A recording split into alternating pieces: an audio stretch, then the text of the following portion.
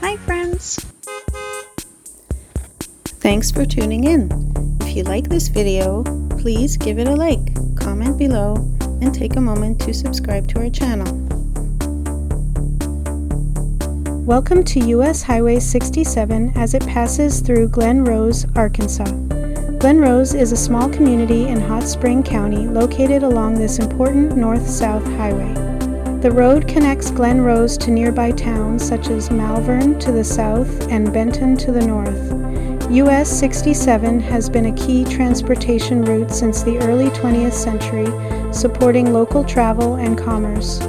As you drive through Glen Rose, you'll see a mix of homes, farmland, and forested areas along the highway.